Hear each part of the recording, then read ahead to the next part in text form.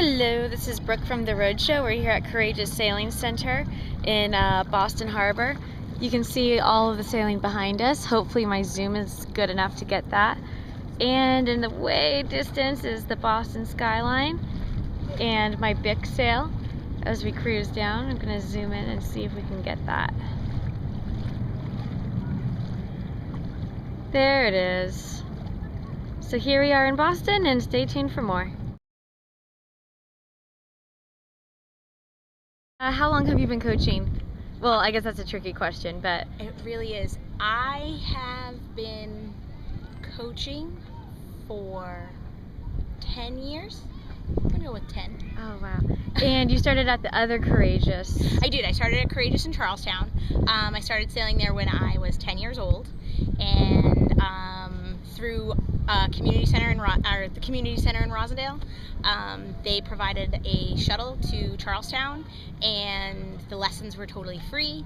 And then when I was 16, I joined the instructor and training program that we have, and then became an instructor, and then became head instructor, and now I'm site director here at Camp Harborview. Wow. So how did you even find out as a kid that Courageous was doing that? It was literally through the Rosendale Community Center.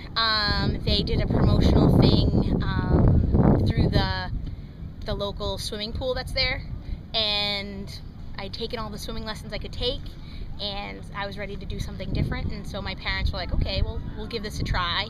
And then I fell in love with it, and I guess the rest is history. And they got you. Yeah, totally. Wow, so what's different here being site director than Charlestown? I think, that's a good question. I think the biggest difference is that not that our campers don't have family supporting them, but that family connection is lost. I'm not seeing Johnny's mommy and daddy as they drop them off for camp. The kids are bussed in from camp to the camp, and then so that connection of their lives is kind of lost a little bit.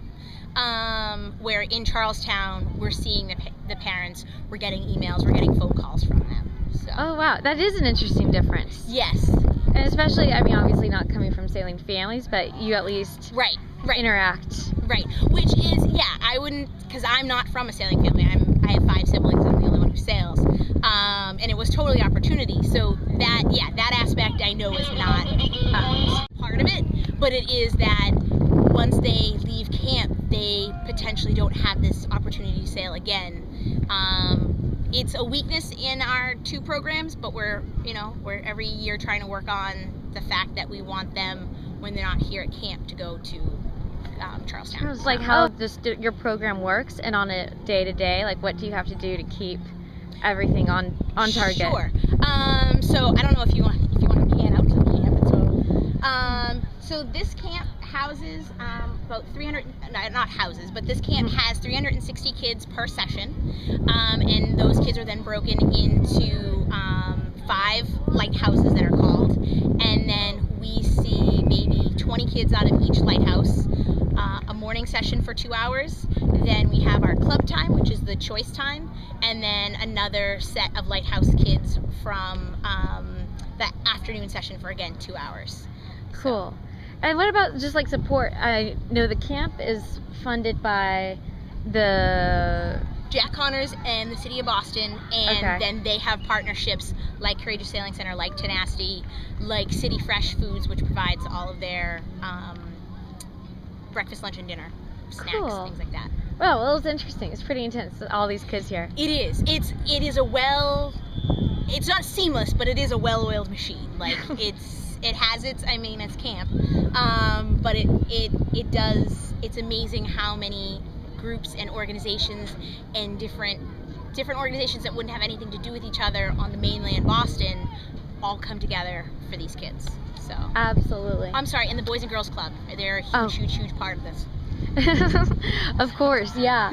Yeah, and then I guess I was thinking, I mean, kids who have just like never experienced being on the water before. Yeah, no, this camp is amazing because they really do definitely try to make sure that they're giving kids an opportunity that they wouldn't normally have.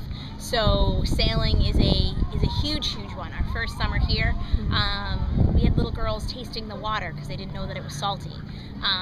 They're from Boston. They live in Dorchester. They live in Rosendale. They live in Roxbury, and had no idea that this was ocean water, and had no idea that ocean water was salty. Like, that was just blew their mind.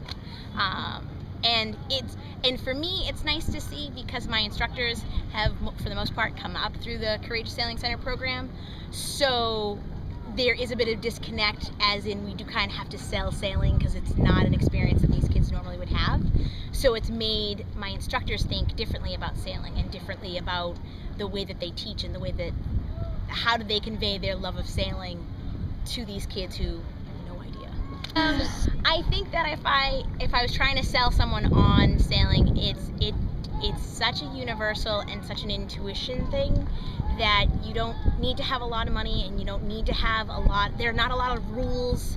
It's very, I feel sailing is very natural, and it's not that hard to learn how to do. Wow, that's so cool. Yeah. Well, thanks. Nope.